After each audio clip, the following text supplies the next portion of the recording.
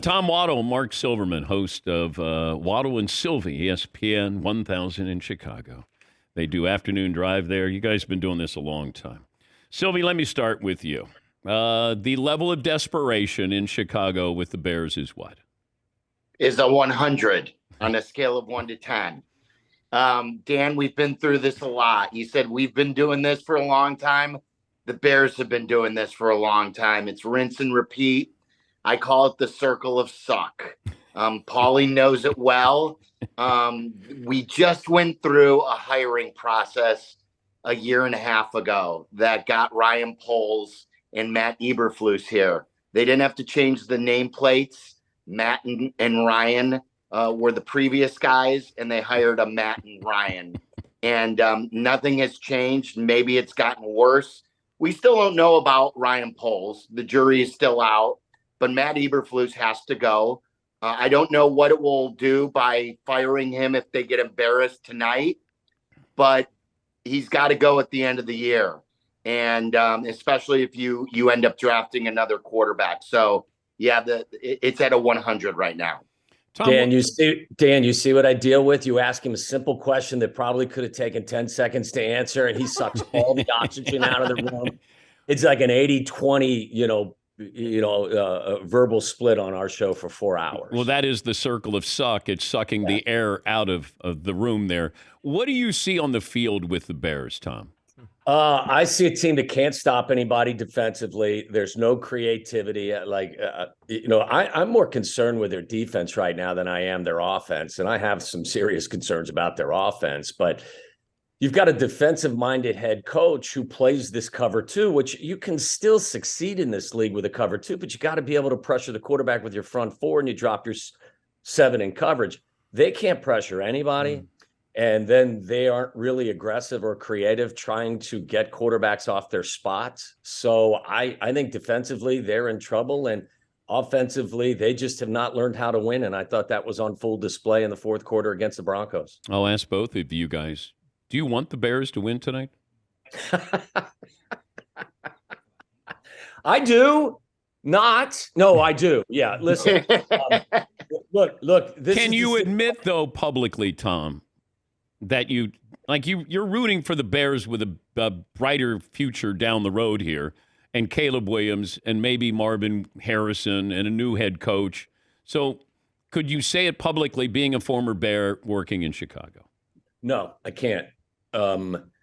My fingers are crossed, my toes are crossed. No, here, listen, I want them to win if, in fact, this is the first of 12 in a row, or they're going to go 10 out of 11. If they can find their way to a successful season and get to the postseason, then that means a lot of stuff went right. Maybe the quarterback, built on the 3 quarters he had against the Broncos.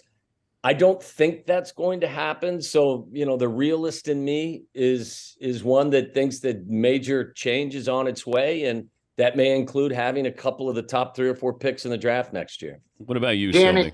It's too early. It's too early to start rooting for tank jobs. I mean, we're week 5. Like I'm for rooting for losing with 4 weeks left. Okay. There are too many players that need to be developed. And Justin Fields, you can still salvage. And don't get me wrong, if you get the number 1 pick, whether it's your pick or they have Carolina's pick.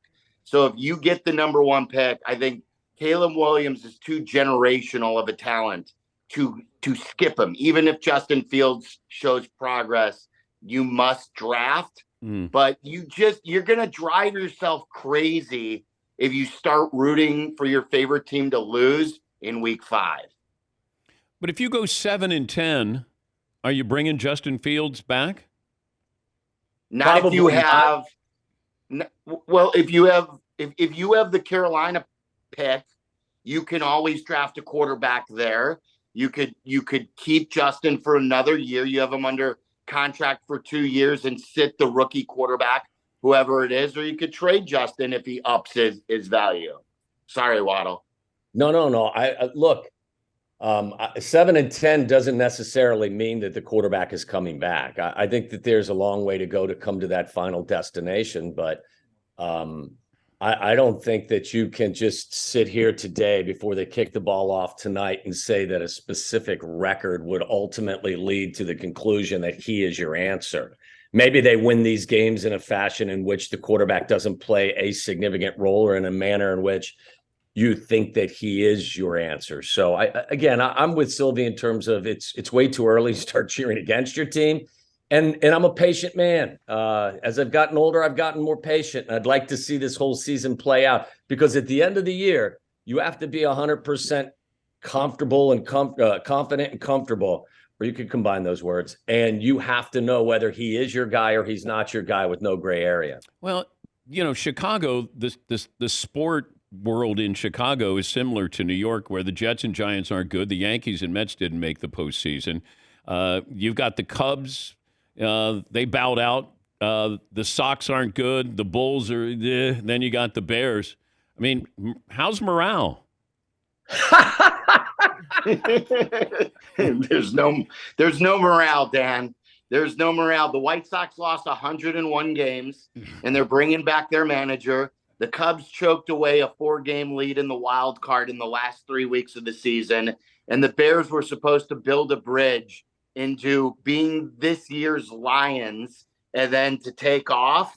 And they're 0-4, and they're going to maybe fire everybody again and draft the next great quarterback. So morale has left. Can you say, Tom, that the 85 Bears were bad for the city because the shadow is still there? It's still long, and you're not going to get close to that anytime soon.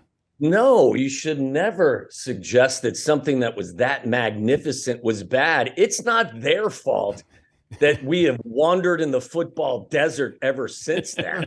I mean, I'm not going to blame Steve McMichael and Richard Dent and Dan Hampton and Walter Payton and Jay Hilgenberg, and the list goes on and on. It's not their fault that we haven't been able to find the promised land. So, no, I think that we still celebrate them. You know that.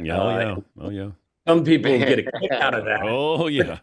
But they're an all-time great, so they should be celebrated. But we should continue to put the pressure on the organization to get us back to some sense of success. It's great to talk to you. I'll talk to you guys again right before the NFL draft when you have the first and second pick. We'll talk then. See you, Dan. Until then, lose our numbers. Thank you, guys.